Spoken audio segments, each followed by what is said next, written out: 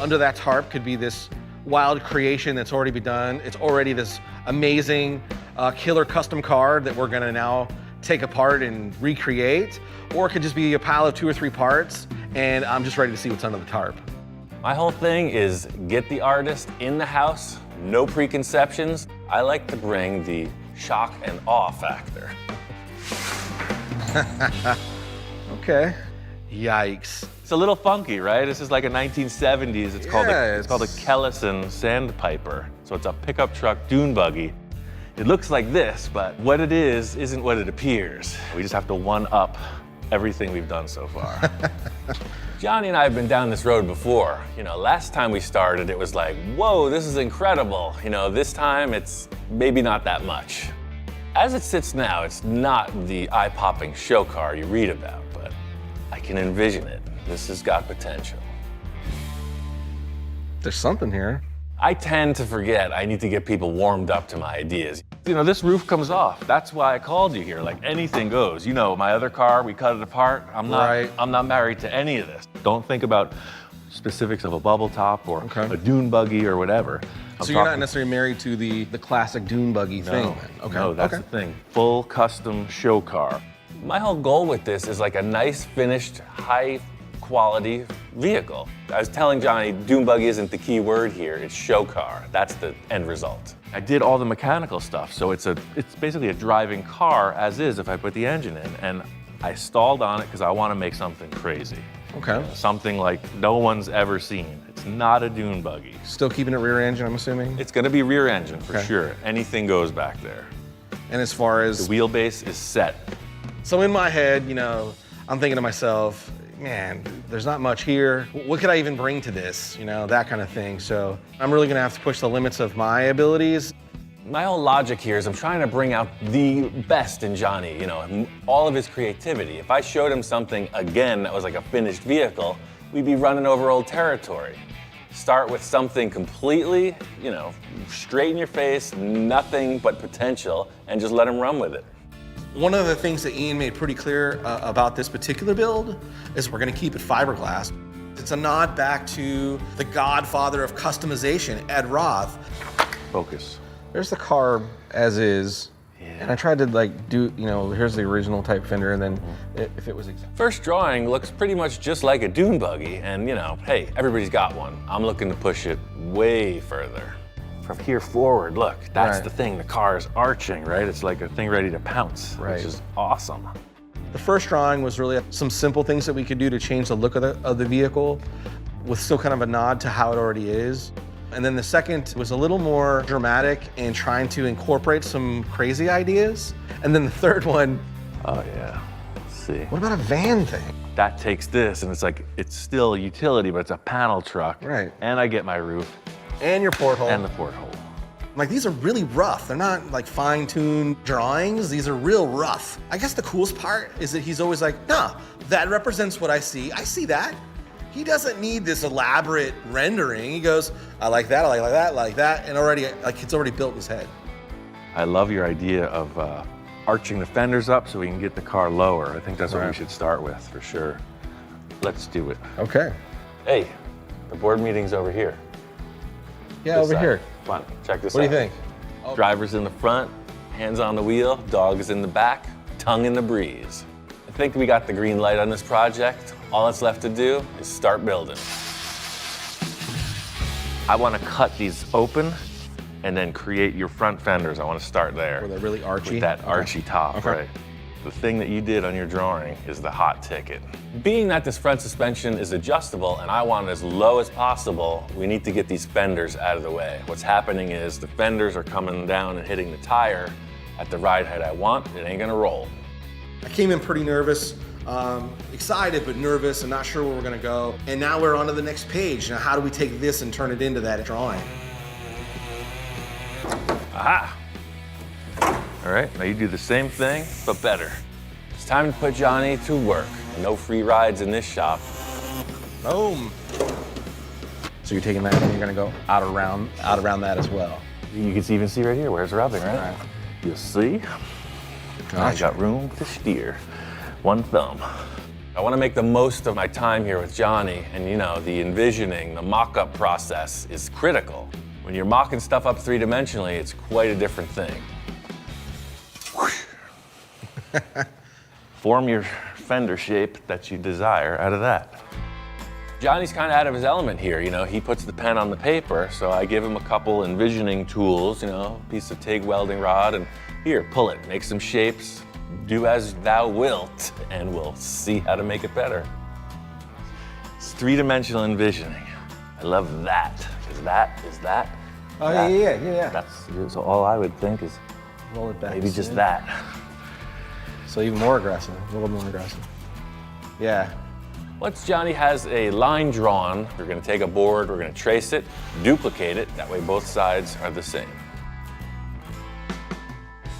So what I'm creating is a contour of the top surface of the fender. After it's all hardened, we flip the body over and pull all of this material, the foam, etc., out from underneath. And we're using some great stuff. Shake these. Shake them. All right. We're laying down the spray foam stuff. Ian's going at it like a precision surgeon, real nice and neat and clean. And mine's this big blob of mess. Stay in the center. You're too high. Stay in the center. Yeah, exactly. Thing is, when you're in the house of the master, there can only be one master. You are top chef. Look at that layout, man. This panel truck idea has got me kind of thinking about stuff. I'm gonna talk to Johnny and take him on a little field trip. So this stuff's happening. You know, I got an idea for the back. You know, all we need is shapes. So let's take a ride. There's this one in particular that relates perfectly to our project. So this is a Falcon sedan delivery. Same vibe with the roof line as what we're doing with our project. So I walk up on this thing. Oh man, it's sitting real nice and real low. But there was something definitely different about what it is or what it was. There's just something different about it. Yeah, no, this car is full custom. Yeah. I took it to him with a donor car and told him put the front end on, back end, we're all good, clip that all on. Well, when I was absent, Ian cut this car right down in half, right down the middle. We simply split the car in half lengthwise, widened it 8 inches, and put it on an entirely modern chassis. Even from the early days of Ian building vehicles, it was never about sticking to the rules. Yeah, I'll do whatever it takes. Split a car down the center. Yeah, that's what I gotta do to get it to fit. As you can see with that camper shell over there, it's the same vibe, you know? Basically, this style vehicle with the wild fiberglass fenders and everything else we got going on. I just can't wait to get back to the shop and show Johnny how this camper shell will transform into a panel wagon. I don't know, man. I mean, look at the roof from here. That's kind of your drawing, dude. So I mean, it's wide, but we'll do it exactly like the Ranchero. Cut it right down the center. It looks like it's gonna be a lot of work to cut that thing down though, right? I mean, that's a lot of pieces. So it's simple math, right? So we come in here real fast, right? I see your visor here. We're gonna cut this off, that's gone. This bottom part's gone. This is canted forward, it's sliced through the middle, it's narrowed. Simple, right? Yeah, that seems really easy to do. We know right away this thing is way too big, so time for emergency surgery. I'm gonna whack this thing into shape and mock it up on the car. And again, in Ian fashion, no hesitation, no pre-planning. He just grabs a saw. He didn't run a tape line. He just starts cutting. Check this out. And then suddenly, like the lines of the front of where he cut it and the back end start making sense. This might work. King of the road. I think this is the move, man. Yeah, I'm totally seeing it now. Yeah, hands on the wheel. The raked windshield, this cut back like that, that filled in. Plenty of room for the porthole. I think it's gonna work. I'm seeing it now. The mock-up process is starting to take shape. You know, it's looking better every second. We're building the underside of the car, so it looks super sloppy, but that's okay because we're gonna refine it. The whole idea is once we have some type of structure, we can start refining it, you know, and then playing on how it interacts with the rest of the body lines. I've watched Ian do metalwork on stuff, and usually the results for the eye are really quick. This, it doesn't really look good. Those are gonna set up, let them sit till tomorrow. Let's get busy on this. The whole thing about restyling a car, chop top, right? You're trying to make some kind of a statement of a flow of the vehicle. So this ain't no tail dragger. It's just some kind of funky nose down 70s freak machine. And the roof's got to follow suit. So Ian's like Dr. Frankenstein, and there's the monster, and I'm just Igor, just trying to not get in the doctor's way and be the best help I can be. Yes, master, whatever you want, master. How does that sound? Sounds good to me. The whole thing with this is just chop, cut, envision. You know, this is a really easy panel to set in place. It's the angle that counts. Chop top, camper top. Super working. Dude, this is it. Who is that mystery man? You know, I show up to a car show and I'm like, hey, thanks, glad you like the paint job. Yeah, I'll be with you in 1 second. Well, my friend and I built it. I mean, you've never heard anybody say, man, that car was so cool. Did you see how he entered and exited with such grace? I feel like this chop top look, we're on the right path. This is what the car needed. We got to cut the back of that car off right now. I can't look at it. Can't stand to witness it one more second. It's got to go. We'll totally see the look that way. Exactly, right.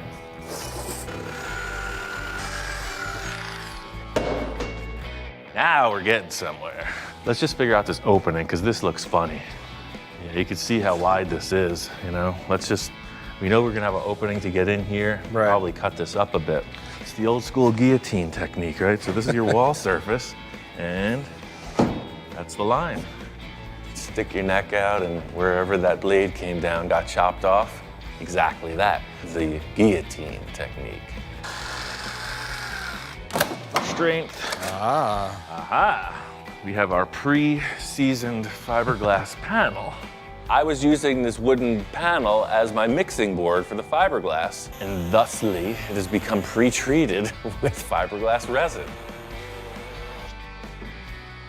At this point, we're into the fabrication aspect of things, and that's where I excel. So I'm trying to keep Johnny in the game, you know? We get this thing colored all one tone, and I want him to draw the opening. I kind of know what I'm looking for, but I want to see where his head's at. And now it's really starting to look like the drawing a lot. Frankenstein's monster is now starting to look like it's coming alive. Straight through there, and then back to the turn. Like that. See? That wasn't so hard. That's how cavemen did it.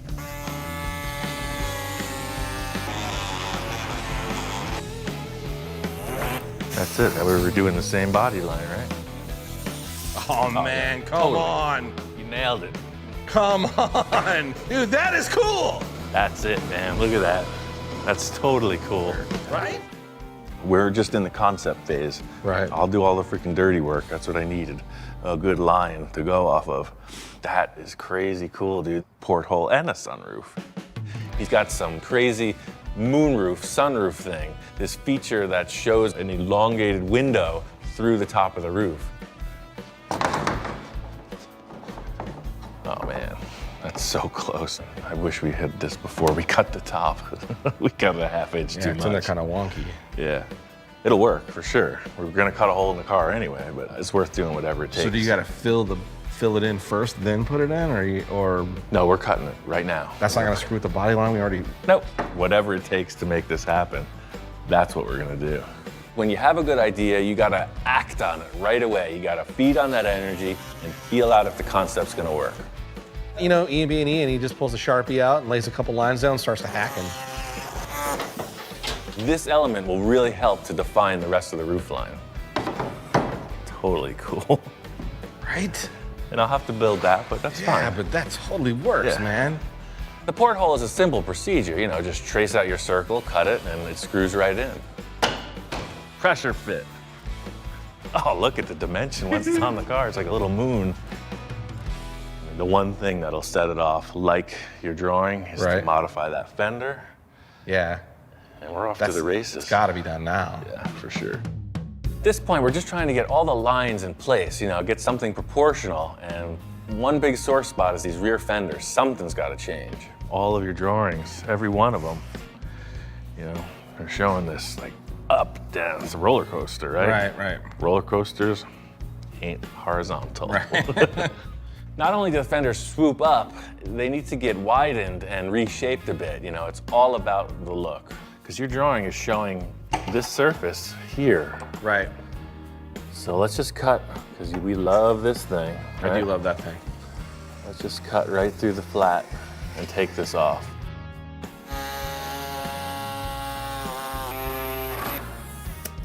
Aha! I was thinking something like that. Oh. Wow. That's just me. Now for the down drop, we can make it out of this and just wrap this in. We're not doing any welding on this project, man. We're not mastering of any metals. This has been arts and crafts project the whole time. The main positive aspect of working with fiberglass is you get the mock-up really raw, and then you're able to solidify it with this really flexible material. So you can see the mock-up comes fast. Yeah, man, the silhouette is totally there.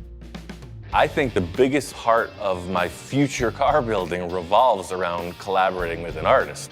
Johnny's a great collaborator simply because we have the same aesthetic. You know, we have this love, this passion for those really far out show cars.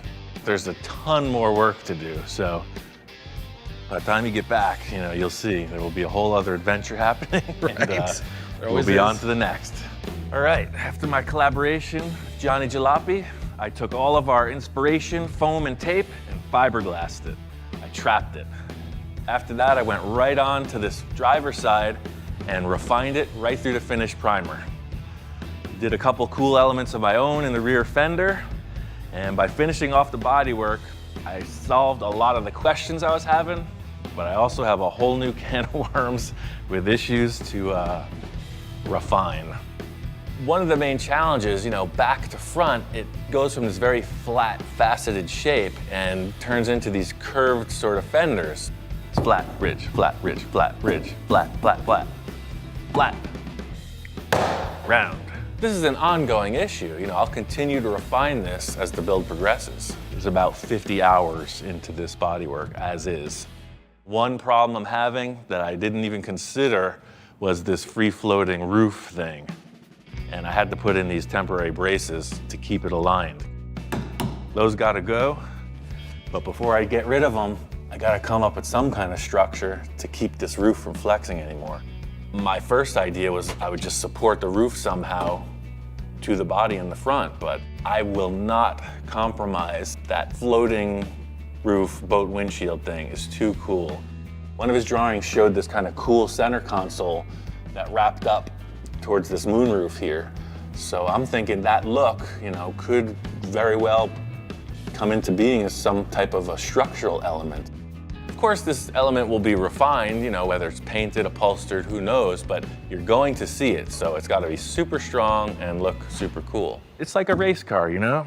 You get up, you're in the stadium, before you do your jump across the Snake River Canyon, you wave to the crowd, and then you're in. You know, ideally, just coming in naturally, I grabbed right here through the hole in the roof, so maybe that's the answer. It has some kind of a grab handle. See, you gotta squirm this way, and naturally you're wanting to grab something. Wave to the crowd, and then you're out. Like everything else I make, you know, I start with the envisioning procedure. I want it to support the roof, and I also want to create some kind of a grab handle that can support a person getting in. So, that's my loose mock-up.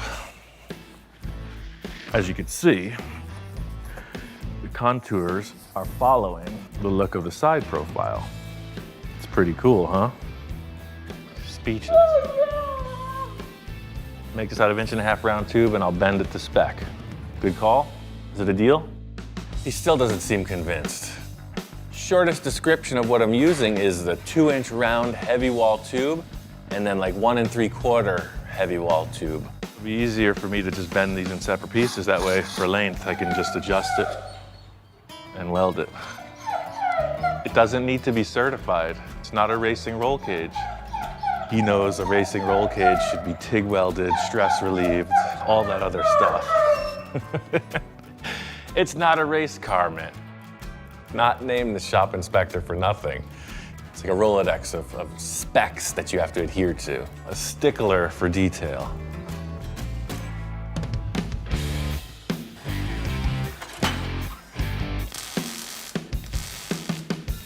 The issue I was having with this roof was it was going like this, left to right.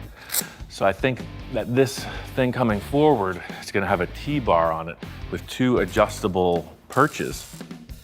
Now that I see it in the car, this is the look I'm after. I need to set up a little extra support for some strength, and this thing will be installed.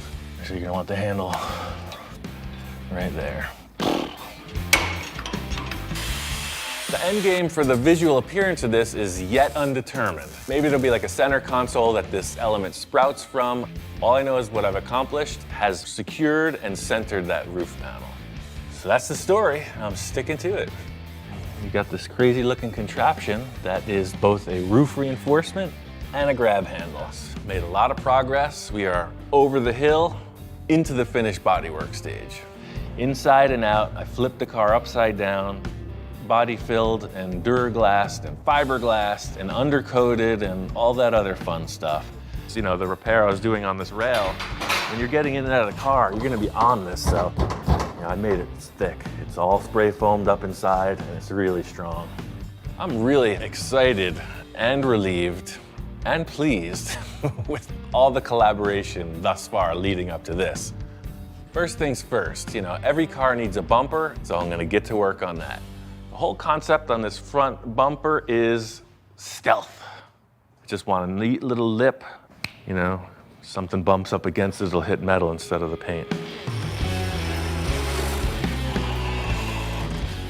Tube bumper's super simple, but its placement is critical. You know, it's gotta support the look of that nose coming down. The width should be appropriate, and then just 2 bars to triangulate that should it run into something.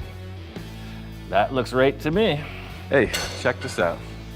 This looks so good. This would look great in the middle of the dashboard, don't you think? He's not having it. It's just gonna go right to the front beam and weld on. Just like a buggy bumper should. So, that's the deal. 1 dune buggy bumperette.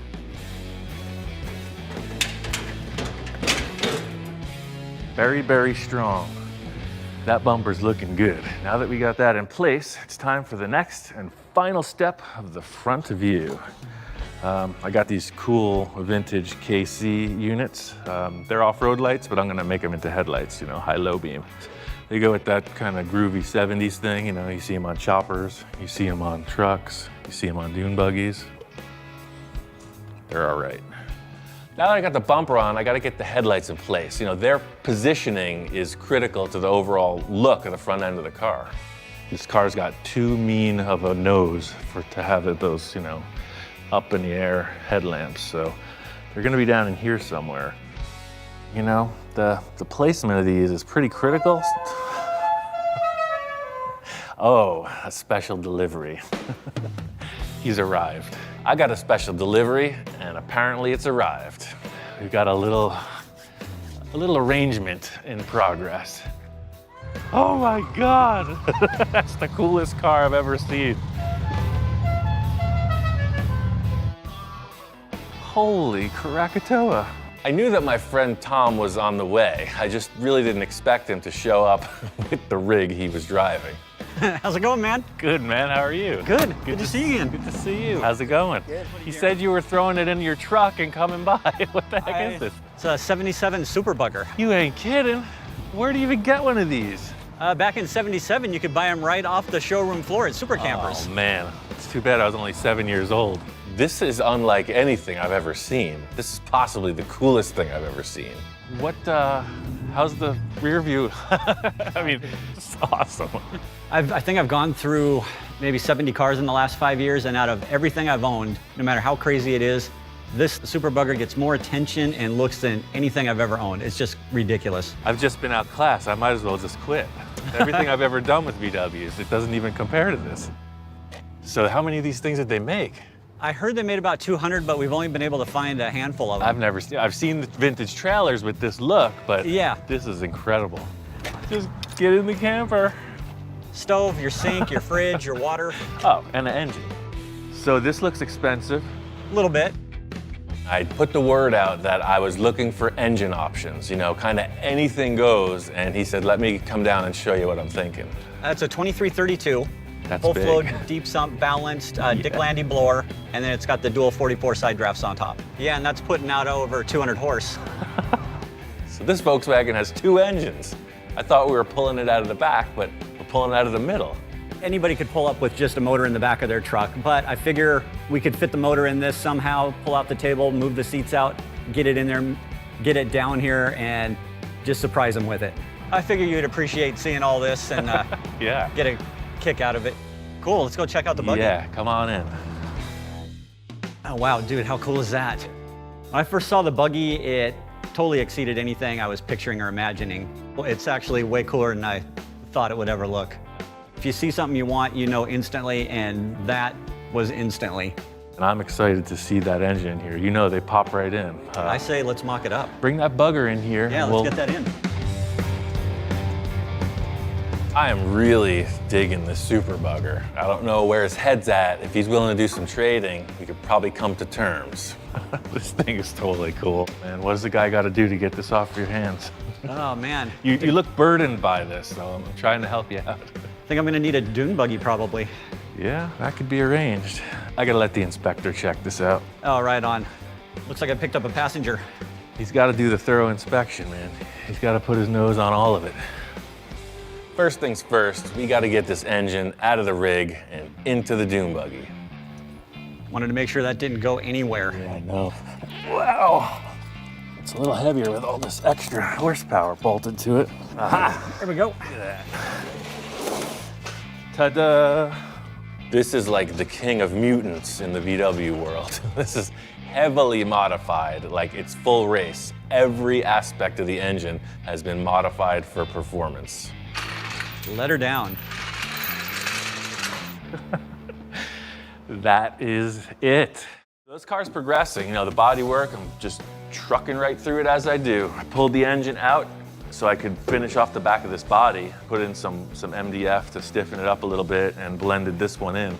So it's all screwed and glued. It's nice and strong. Got through the majority of the bodywork, and now it's on to the details, the aesthetics. Johnny's coming out in a few days to check the progress. There's a few key things that I want to get in place before he gets here. I want to get these side pods in action. Johnny's drawing shows some pretty cool details of these fins along the side. Key design point Johnny came up with was this fin action below the fenders. It's open for interpretation. You know, the main thing for me is to make it flow with the proportions of the car. So the outer face of the wheel width is represented in the thickness of these fins, and then it just tapers down to nothing. So a bunch of big wedge shapes. The biggest challenge in translating the drawing to the vehicle is truth versus fantasy. This car has certain proportions that, with any logic, cannot be altered. This is a mock-up. I'm just trying to get something established to work with. The reason for using these materials is that they're plentiful. I can go to the supply store and get way more. Once it's mocked up, assembled, they get coated in epoxy primer, maybe a little fiberglass on the back to rigidize it. You paint them with automotive paint, and that's the finished product. That panel on the bottom, all of a sudden it's in proportion. So you literally have this big block wedge with the fenders running through it. And now you're looking at this. And then the fender's just kind of jamming through it. That's good. Just setting up this backboard, you know, I'm really happy with the way it gives that lowered appearance to the car. You could almost leave it as is, but I really think I could take it up another notch. I don't know how big these darts are gonna be, so I'm just gonna split this right down the center and fit it up and figure out how many, how big. Now we have this giant shape. I'm gonna go something like that, I think. What did I get myself into? Fortunately, they only come one at a time. If they ever double teamed, I might not make it up. The last thing I needed was another shop inspector. You know, 2 shop inspectors, I'm kind of outnumbered at this point, you know? I'm 6'2", hand of authority, and now they got double teamed on me, so we'll see how this develops. This is pretty much what I was thinking, a series of these going up the line. Yeah, I think we're just gonna have 4 ribs because that's what this is dictating. I've seen this kind of style on some sports cars, you know, 80s Ferraris, some other weird concepts, but you know, I'm going for my own vibe on it. It's like, oh, okay, that makes me think of this, but it's unique. I see some issue here. From here, these are perfectly parallel, but when you're standing up looking at it, they're perfectly unparallel. In the first layout, it looked kind of like Venetian blinds, just lines stacked. I wanted it more like a fan, oriental fan, little flare. I'm trying to find that sweet spot, as with everything. The thing about this is the perspective of the lines has to be measured by how it feels, how the whole car flows. You cannot put a formula on it.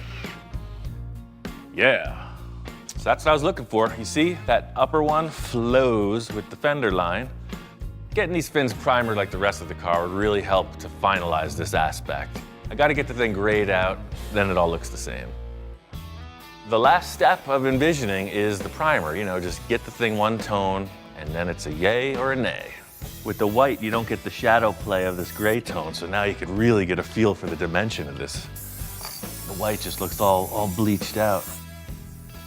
The shadows, everything works together. It's good.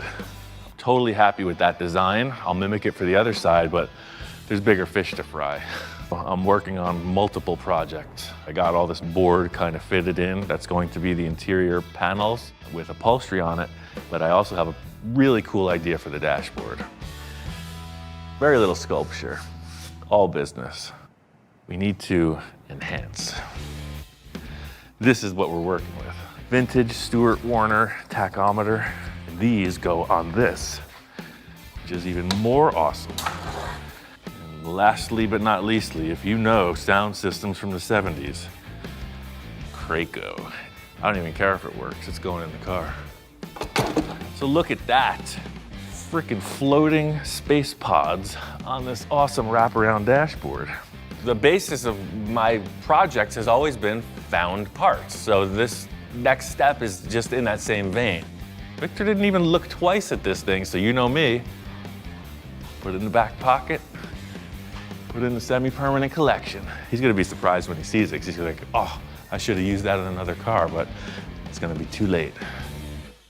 It all depends what you're going for in the end. If you just put in a set of cool gauges or whatever in the stock body, hey, you get that out of it. If you want a freak show, you gotta go the full length.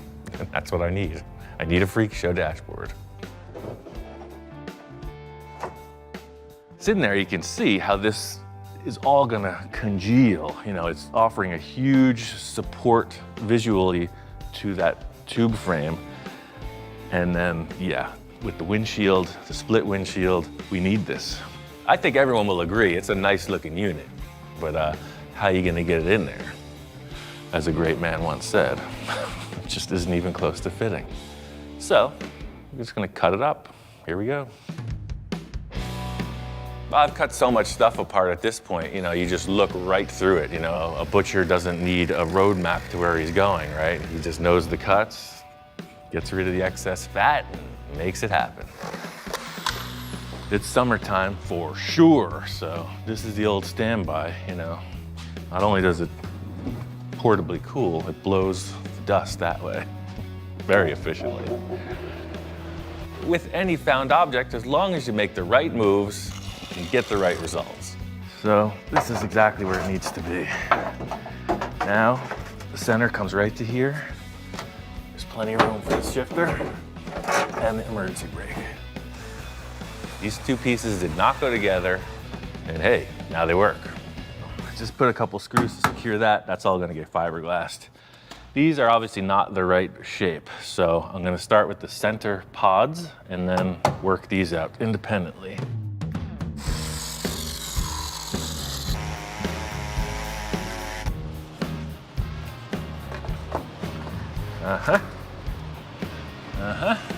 So you can see with a few minor pieces trimmed off, the Sterling dashboard is a perfect fit.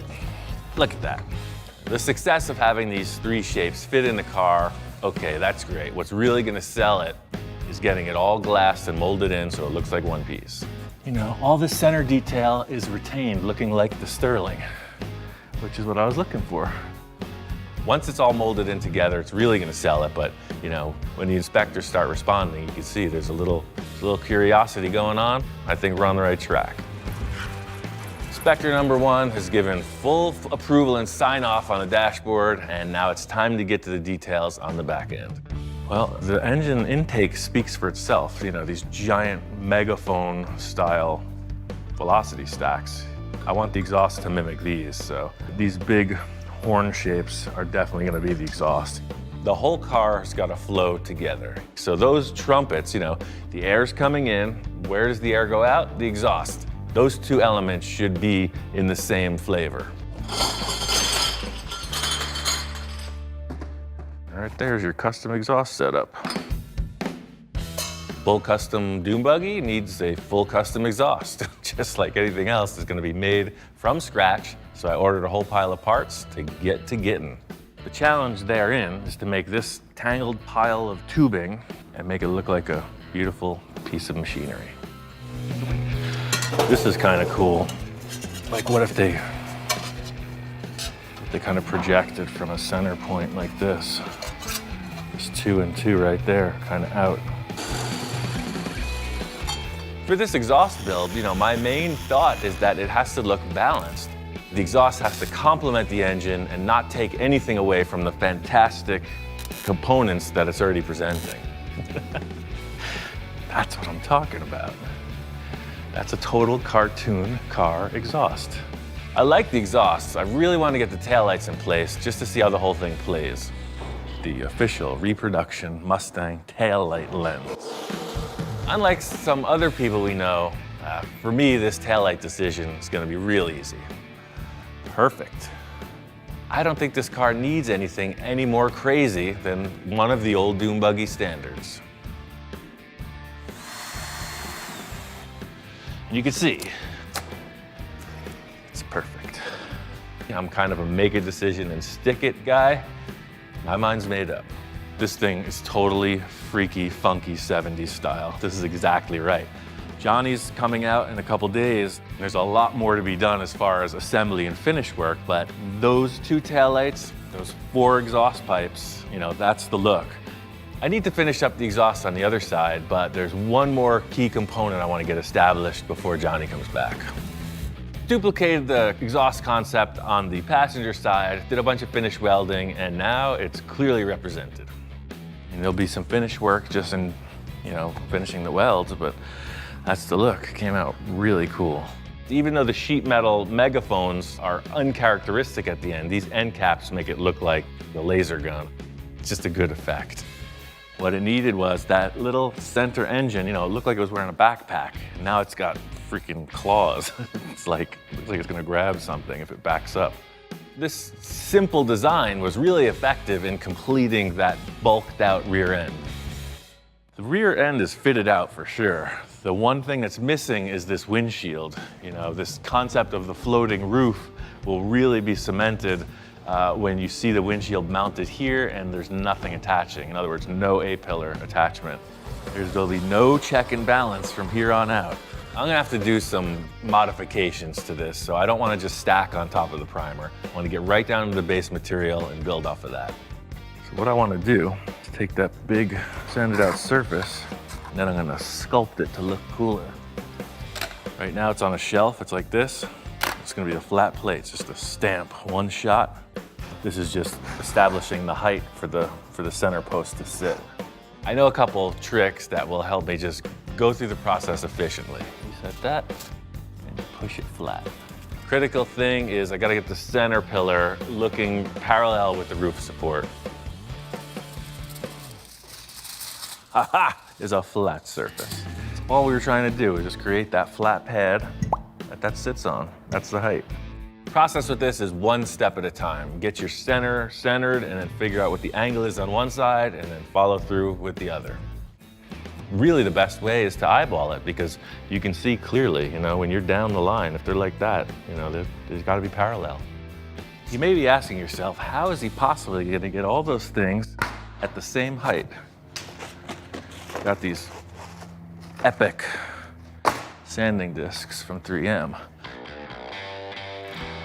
I mean, come on, you didn't think I was gonna not customize every last thing. There you have it, 4-foot block sander. Look at that, you sand it. He has that look in his eye. I didn't say it was gonna be professional, but it works. The purpose of mocking up the windshield is just like everything else, a three-dimensional, full-scale representation of where you're going. The end result of this is still yet open. You know, you can do a traditional clear glass, you can do Lexan, colored glass, colored Lexan, tinted, anything goes. Really happy with the way this windshield progressed. Still some final details, like everything else, but definitely enough to show Johnny, and I got some plans. This is where we're at, man. Nice. It's a little bit different than it was last time. Wow, man. It's unbelievable. I walk in, and man, it looks really, really cool. Dude, look at the dash. That's that Sterling dashboard from the other supercar that Victor and I worked at. And this is so sick. Yeah, we didn't discuss that, that's right. Last time I was here, you know, everything was pretty much attached with sheet metal screws or, you know, or drywall stuff. And we were just kind of tacking things together, and now it's a full solid body. It came out better than I thought it was gonna come out. I can't stop looking at this part. I got the engine from this guy, Tom. You know, he saw the car, he saw some pictures and fell in love with it. I don't know what the deal is yet. He may be a potential buyer for it. When Tom came down and saw the car, you know, he brought the engine. He's talking about a trade or buying the car. He's only become progressively more fascinated with the project. He shows up with this Cobra gas. Oh, sick. This is a flower pot. It's a plastic flower pot. Yeah. Look at it, right? I just put a wood board inside it and cut off the back. I love it. All the pieces are here, you know. Our mission is to nail this paint scheme. I'll mount up these tires and then, you know, the sky's the limit, dude. Just as crazy as these components are, paint job's gotta be that big and better. I'm gonna let Johnny ruminate on his paint idea for a while. I've got an idea for these rims. I wanna try it out before we mount the tires. I got this cool media blaster from Eastwood. I've been using it on everything. I got walnut shells in one side and then sand in the other. These rims are way cool, but I have an idea. I don't want to make them look like fully polished, way too shiny. And I think if I just give the misting of the surface, these rims are going to look frosted, and then I can detail out the highlights. So it's like you got your satin, and then as soon as the shine comes around, you start to get your blips. Yep. Yeah, I like that. So, any thoughts on that? Any thoughts on that paint scheme? It's been 5 minutes. I figured you have it worked out. Yeah, no. On the way to the shop, we picked up these new rear tires. They're 295 60-15s. It's got a 12-inch wide tread and about a 28-inch tall diameter. They're gonna be way cooler on this car. I can't wait to see what they look like. Before we can get these rims on the car, I gotta set up some wheel adapters. I have a pair, and I think I can do something to make them work. 5.5.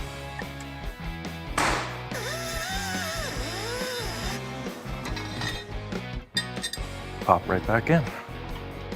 Aha! Yeah. Look at that. Look at from the back. Look at the two side to side. The way the exhaust plays on this tire is way better. That makes that fender make sense. Yeah. This was a total relief because with the engine and exhaust developing, you know, these tires make the rear view complete. So, it's been 8 minutes. Any thoughts on that paint job yet? I like the fact that Johnny's a little nervous. You know, I like pushing his buttons, keeps him on the edge, keeps him creative. So, you know, we're into the paint design of this and, you know, it's got to count. Yeah, so as I'm looking around the car, it started worrying me a little bit. You know, can I come up with something that's gonna work?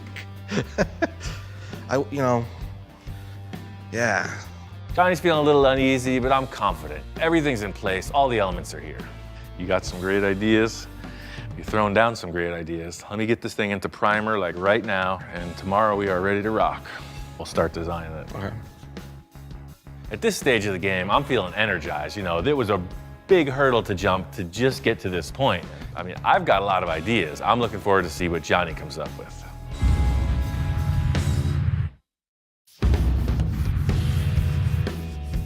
I got another coat of primer on the car, and it's ready to lay out the paint scheme. What I'm seeing is every time I try to do something different from the old drawing, it just doesn't. There's something magic about that simple two-tone. Yeah. You know, with this fading and everything, you don't want to draw too many lines on the car, I don't think. Like, look at the VW bus. Right. It's perfect. Simple. And the thing is about these cartoon hot rods, we designed the Johnny 5 together, we're designing this together, so, they could be pals in a universe somewhere else. They would be hanging out together for sure.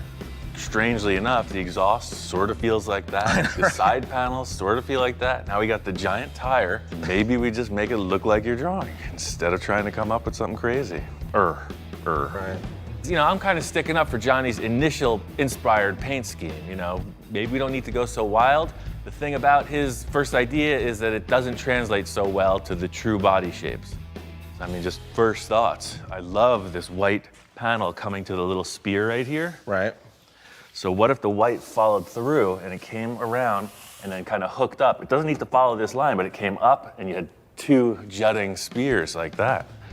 Ian immediately starts seeing a lot of lines that I wasn't really totally seeing, and he starts laying some pinstripe tape down, and immediately these really cool spear shapes started showing up. I just think that's his thought process. There's never not a way we can do this. Less is more. And we're coloring outside the lines for sure. to get extra points for. It's like body line? No, we're just gonna No. mash We're them. making our own line. In a panel paint job, you typically follow the body lines, but the exciting part about what we're doing is we're coloring outside the lines. We're trying to hyper exaggerate some of the features on the body.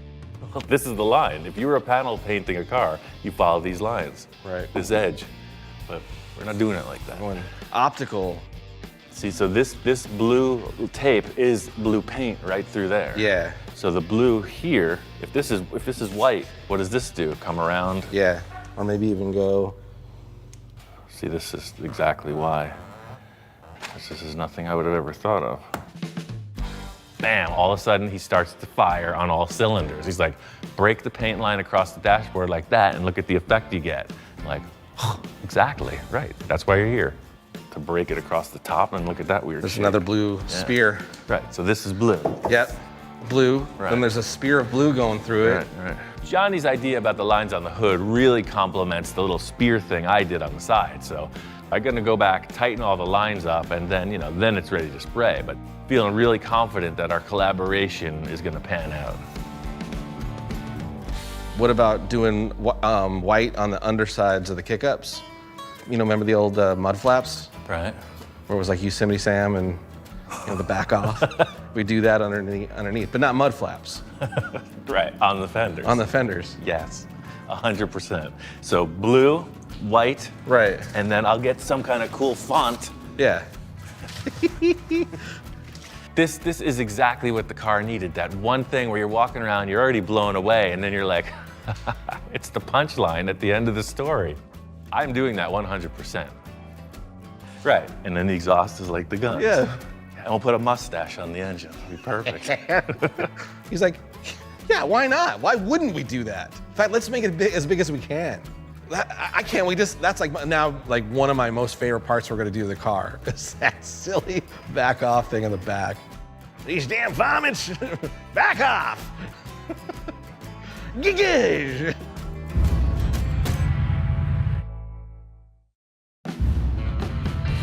Before Johnny leaves, I want to get this car basically where every design element is nailed. There's one last thing I want to show you, and that's the interior. Okay. I started making a couple panels out of this masonite, Right. but the missing link is that center console. See, now that it's not in the car, you really see that there's two separate pieces. Yeah, okay. So what I want to do is, just like your drawing, I want to show two separate pods. I want that wall to continue right up to the back. That way, the driver and the passenger are never rubbing elbows. Okay. Ian's already got a really cool aesthetic inside the interior of the car, which is this really cool grab handle thing that kind of flows through the center of the car. And I'm like, let's just riff off that piece. I noticed an element of Johnny's drawing that showed this center console aspect between the driver and passenger seats. I set up the dashboard for that in that the Sterling had that unit that came down into the shifter area. I just wanted to see what Johnny was thinking about how this wall between the two people is going to present itself. I have my ideas, but I'm always interested in what he's going to bring to it. Here's the board, draw out what you're thinking, let's do it.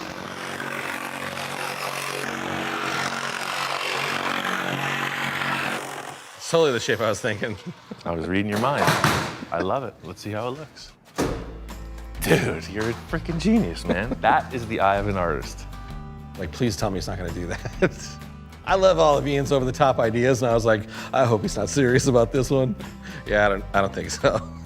You always got to keep him guessing. You know, he might have thought that I was serious about doing that, but that's why I left his line in place. All right, let's try the If that's your conservative. vision, I'm with it. You know, if that's your vision. Let's try the conservative look. Oh, I see what you did there. Look at that. Whoosh. You got an eye for this, man. Yeah, so this tube will only grow out of the center console Right. right here, and that's hidden. You trace that, and I'll make another one.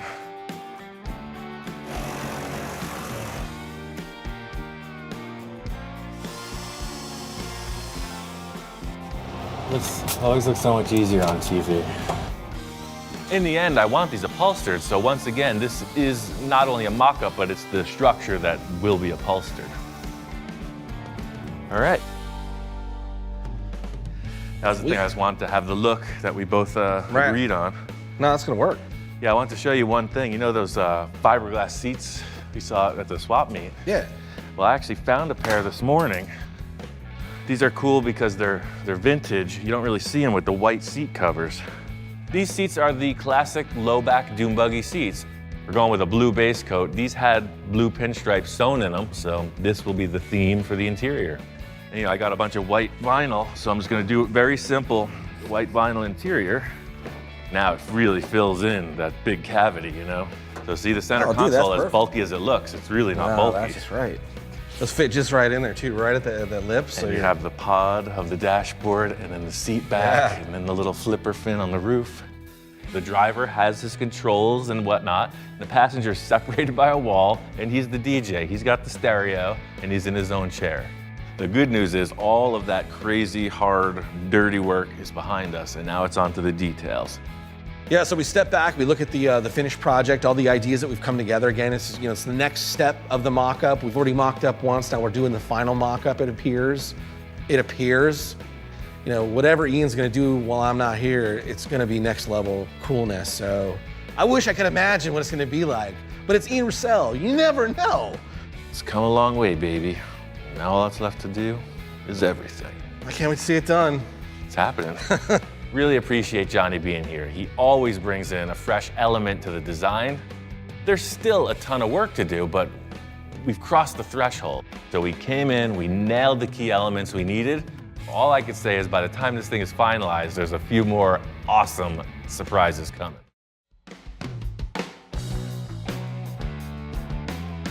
So this is what it's all been leading up to. We got this thing painted. Not completely, this is the start of the process. This is the base coat. It's an Eastwood product. It's called Cruise Night Blue. This is the time we've been waiting for, a time when all the things start coming together and the dogs are on the edge of their seat. Last time you saw it, you know, Johnny and I came up with this paint scheme, so this is the first step in the process. You'll have to hold all questions until after. No dog bowls were used. Pretty cool? Johnny and I decided no crazy freak out paint job. It's gonna be two-tone, blue and white.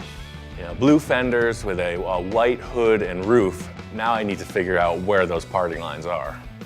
There was one point of concern between Johnny's drawing and this car, and by putting the base coat on, you can see the line. It makes it clear as day. Really digging this blue base coat. What it does is makes every body line just pop. Look at this line. Look at this brilliant reflection of the highlights. You know, that didn't exist with the primer. So we were unsure as to what was gonna happen with this tape coming through this area. It may seem like Johnny and I have already covered this, but the thing is, this body is representing its own shapes independent from the artwork, so I have to follow the line of the actual car. Gotta look right with the car, and this is the moment to make it happen. This is the end result, you know, this is what you see. So, you know, whatever it is, it's just gotta be that showstopper. After the lines are figured out, you know, it's time to mask it. And this is a fairly basic two-tone thing, but you know, it's easy to get dyslexic, especially side to side. The most important thing is to remember what stays blue and what don't. So I'm just gonna start by working off this little area. So this was one thing that I thought was pretty neat about Johnny's idea. I'm gonna one-up that just a wee bit.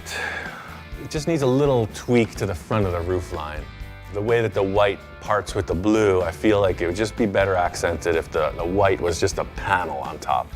That way there'll just be that little hint of blue right there, and then that's white. So this is one thing that was kind of a breakthrough with Johnny, was this interesting thing on the hood here.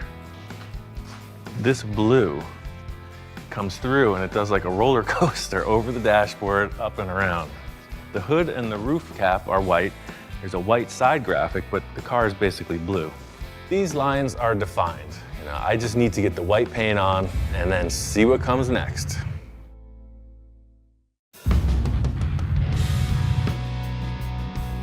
I got the white laid out. I put some silver flake on top of that, and it's got 3 coats of clear. What do you think? Pretty sparkly, huh? The whole concept with this is like fantasy show car, right? So I just want to spike it up 1 notch, you know? I want the whole thing to shimmer. Even though the white looks great on its own, you know, the metal flake really does its job. Well, I'm real happy with the way the silver and the white came together. I was a little concerned that the car would go silver, but it's totally white for sure. Let's take off this tape and see what it looks like.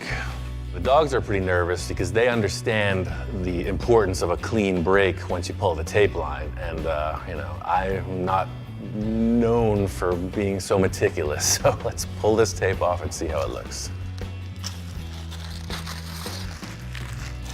It's like scratching an itch. There is a tremendous satisfaction in seeing these tape lines peel back. Everything looks tight. You know, the contrast is right where I want it. The deadline I'm trying to make is 3 weeks from yesterday. There's a great show coming up, and I think it'll be a perfect place to take this for its first time out. Barring any major issue, we should be able to make that deadline. But again, it's always a coin flip. A major issue could arise at any moment. Oh yeah, that's pretty rad. That two-tone worked out good. It really adds something to this C-cab shape right here. I think this is my favorite part of it. The way that the white just comes forward, so you have these 2 stabbing lines. The panels needed to have a little more action than the body was affording, and by just freestyling some tape, it really adds to the line of the car. The lines are lining up. This is rad for sure, but something about the front view is just super white. The saying of, you know, every action has an equal and opposite reaction stands true even in this case. As spectacular as the white has come out, what it's done is totally dulled down the blue. As awesome as it looked with a blue base coat, now the white is just popping, and the blue almost looks like primer again. Needs a lot more action for sure. The blue just looks like a matte finish now. Front on view, it's just lacking a little something. See how the sunroof will break up the big white panel in the roof?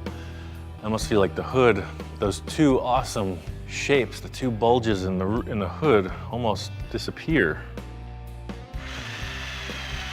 It's like the sunroof in the top. The windshield is gonna break up this massive panel of white on the hood. Yeah, see, all of a sudden it's a different view. I don't want to overdo the paint by any means. I just want it to match. So right now the blue and the white are not cooperating. It really just looks muted now by this brilliant two-tone. It's looking like 2 different cars right now.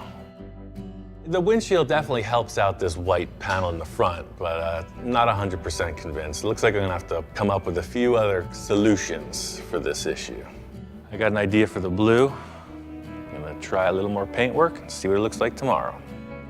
I addressed my 2 main problems with the paint. I added blue to the ridges on the hood to break up the white panel. You know, I really bumped up the value of the blue with 2 tones of metal flake and then a gang of clear coat on top of everything. So now it's really starting to shine. I got the gas cap in, the portholes in, you know, this car is really starting to take shape. But I think the design could use one thing to further the whole effort. Color combo came out nice. I like that blue. It makes the white pop. It looks really nice.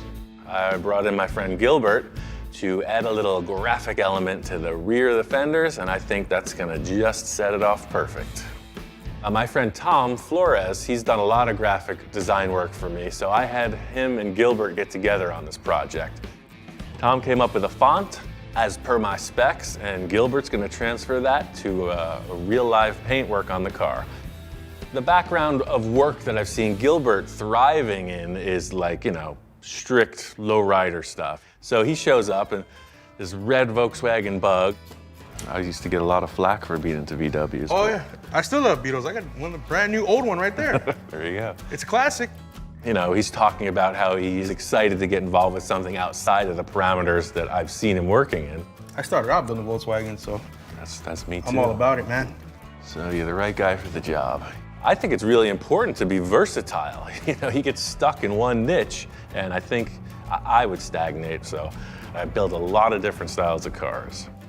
All I'm saying is the whole vibe of this thing is like the funky 70s, so whatever you like. Bell-bottom lettering, man. Can't get more 70s than that, unless you bring Scooby-Doo in here.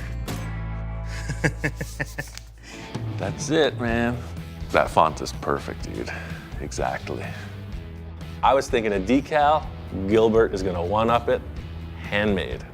So then what I'll do is I'm gonna silver leaf these, let them set up, and then we'll do the turn, the engine turn, so they have, you know, a little twist, and then I'll outline it, do the drop shadow.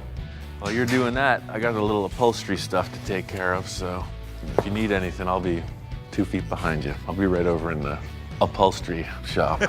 The main issue here is Jack is my upholstery guy, and he went and moved to Chicago, so I'm left without any resource. I don't even have a sewing machine. All I could do is pull from the experience and working with him and try to get something done. That's basically what the inside detail is. It'll have this little miniature hatch. That's nice. Oh yeah, totally. Oh yeah, look at the view from here. It's exactly what it needed. Different than anything I've seen, it's perfect. Your job is done here. I'm feeling really good about this paint job, but there's a whole other issue I have to approach next. The car's got no doors, but it's gotta open somehow, so if you gotta make something open, you start with a hinge. So I made one giant hinge. The chassis, everything it takes to drive the car, seats, steering, everything is on the floor, and the body just picks up off of it. People hop in and the body shuts. This is kind of hairy for me because this is basically a live performance in front of the world. But the benefit of it is, if this works, the whole car is gonna be open like a clamshell. This is vintage fiberglass. We just did a ton of work to it. The last thing I need is for the body to flex and crack. You know, it's completely painted. I've got hundreds of hours into this finished paint job, and now I'm stressing the whole structure in a way it was never designed to. As strong as this fiberglass body is, where I'm grabbing it with the hinge doesn't have a lot of structure. So I've gone underneath with a lot of heavy steel and bracing and really reinforced around the whole firewall of the car. This is something that is being done by necessity, but it's pretty dicey. One thing I need to keep reminding myself is that inspector does not equal assistant. Did you hand me a wrench? Business as usual. You think fiberglass car and you think lightweight. That's not the fact with this body. As petite as it is, it's still pretty darn heavy. So I need something with some serious lift capacity and extension. I got these 2 big hydraulic rams. So I'm gonna put these in and hook them up to some air and see what happens. I don't know where you would get these new, but they're actually a part of my old city bus. These 2 rams were the main lift mechanism for the wheelchair lift. All right, so everything's hooked up. You know, this is the make it or break it moment, because I'm sure this has enough power to just rip itself apart. I got the rams hooked up to the air lines. I'm gonna test it with air because that has less power than hydraulics, but it's still got a lot of power. So hopefully this lifts with 150 PSI. I'm feeling like a big question mark. I don't know what to expect. Let's see what happens, because this is not an exact science. First try, no dice. Let's see what's wrong. Something is completely bound up.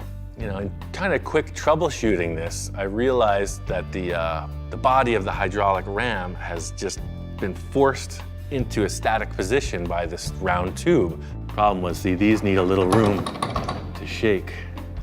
At least it didn't rip the whole body apart. You know, that was the other potential, was that the body stays still and the rams go right through the roof. See what happens this time. So if anything goes wrong, I want you both to go that way really fast. Get ready.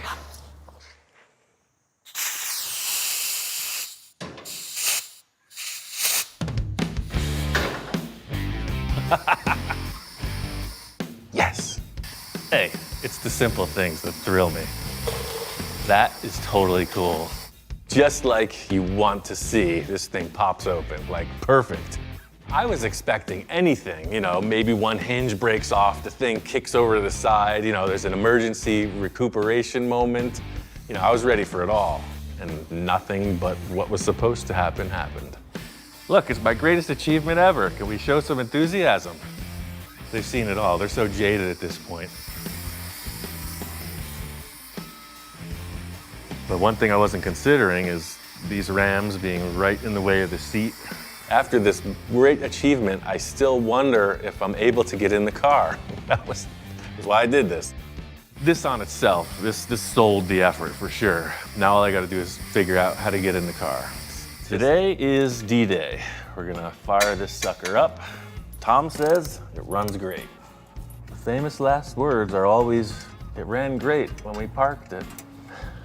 So I just asked Tom, what's your emergency contact phone number?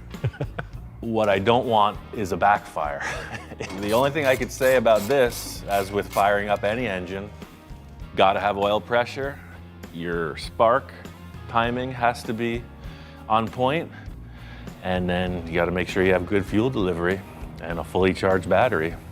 And this engine should pop right off. It should.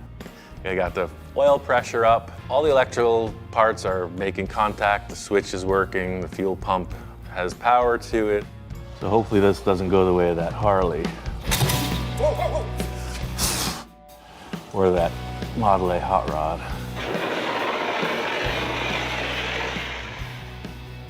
Just gonna turn the key. If there's one thing I know about cars, anything that can go wrong will. That's why I've prepared for this. This is for the rafters and the roof. Really hits the fan. Where's that fire extinguisher? Fuel pump on.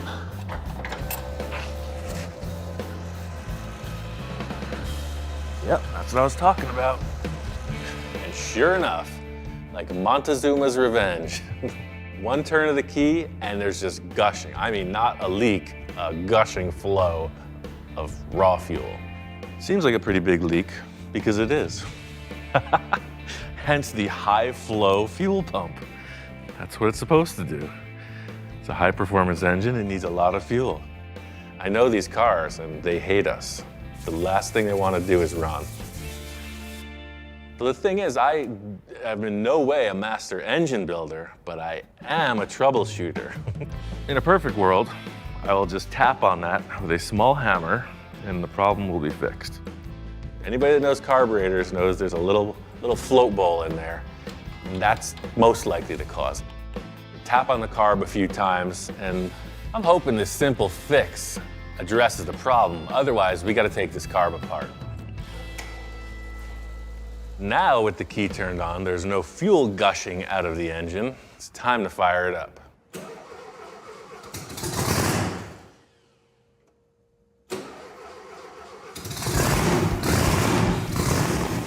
Turn the key, and it starts, just as it was advertised. I love the sound of Volkswagen engines. It's pretty wild with the blower on it. You see these things expanding, it's breathing, which you don't see in a normally aspirated car. It's pretty awesome. It's like a heart. There's no backfiring, there's no nothing but a strong running, you know, clean sounding engine.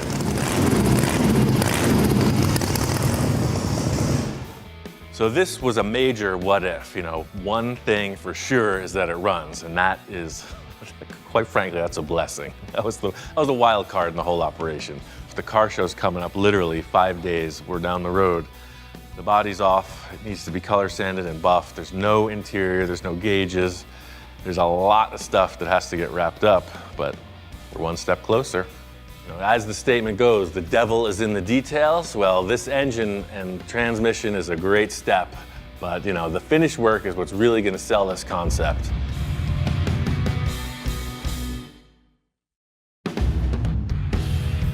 A little while ago, Victor and I went on this crazy Riviera adventure. We built this custom lowrider. In the end, Victor could not come to terms with a decision on what taillights it should have, and there it sits, still incomplete. This is the wild card situation I was bracing for. You know, anything that is heavily modified can work. That's just option 1. We'll look at this and then we'll go to option 2, option 3, 4, and if I have to go to option 5, I will. Making a decision means different things to different people. The decision he's made is that we're gonna make some decisions all day long. This is the last one, but together, they have to go together. Those are cool. Right. So it's that flavor, but Yeah, you got the same chrome. flavor. It's the same deal as what you're doing with those other 8 taillight deals. These are looking good. The chrome bezel is what sells it for me. I'm sick of all this tape, man. We got to get something permanent established. And I guess I'm committing to this because you're drilling in my damn car. As soon as I hear okay, I'm on it. And then we'll double them up like that. Yeah, pretty much it looks like it's there. The thing is, this will look much different once it's Frenched in. You know, Oh, you these, know, it'll have the look we want. Right now, it's just like paste it on. Okay, Ian, I'm good. I'm committed. all in all, I think you're making a good decision. Houston, we have a decision. Let's get to it. Finally got this Rivy on the road. Taillights are in, everything is attended to, it's looking good. Thing is, I've never seen this car really drive. You know, it was delivered to the car show, it showed, and it went in Victor's garage, so seeing it out in its natural environment is pretty darn cool.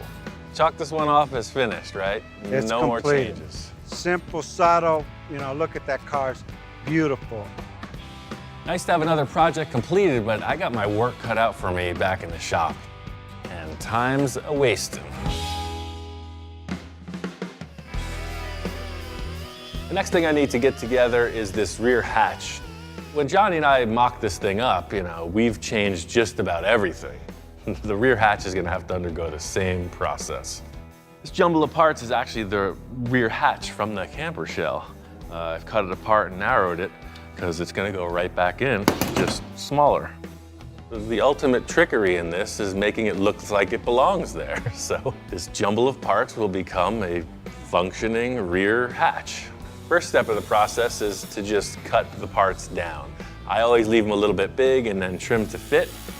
If you had to create this from scratch, it would be pretty challenging. The aluminum extrusions, the hinge, So by modifying this already production part, you know, but to the point where nobody recognized where it came from, that's the trick.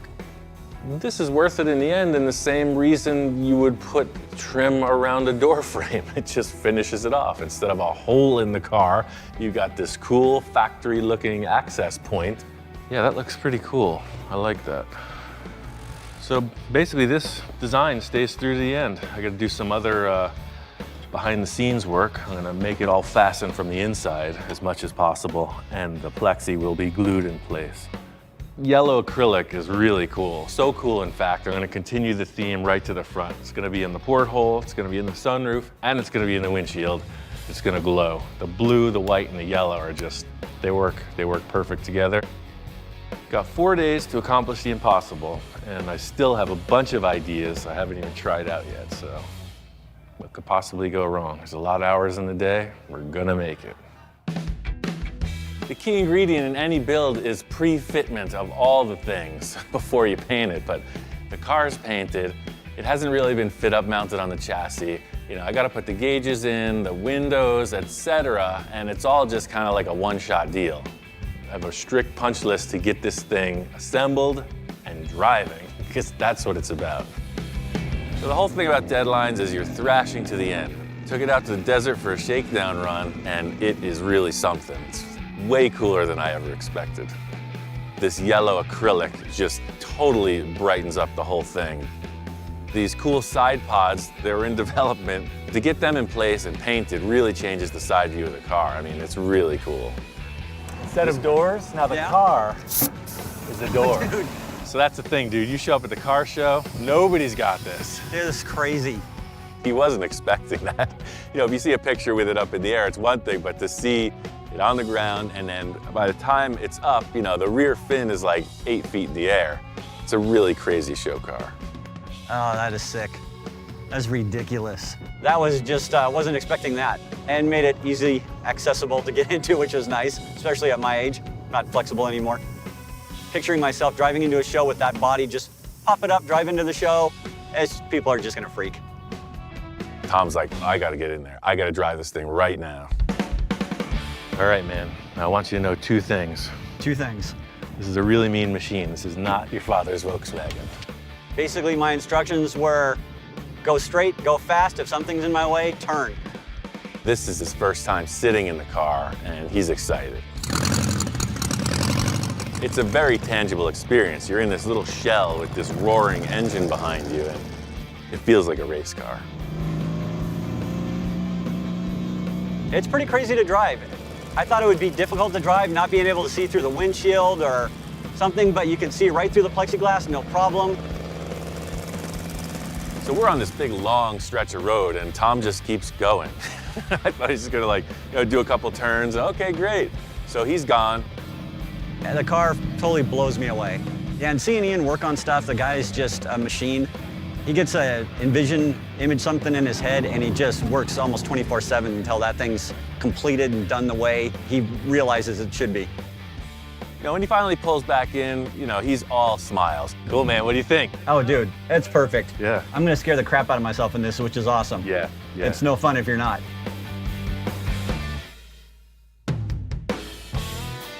This thing has come full circle. You know, we started with this crusty old blue dune buggy months ago, and look what we got now. I mean, working with Johnny, it's like a sure thing at this point. I always know we're gonna come out with something really unique. But then Tom upped the game with this monster engine and his other help. It's really something. I mean, it's vying for position in my top favorite car. So, I mean, in finalizing this project, as difficult as it is, there's no way I'm ever gonna restore a car. You know, this is just, you know, I'm down the road to the next crazier project, and that's just what I wanna do. You know, the art-inspired show cars.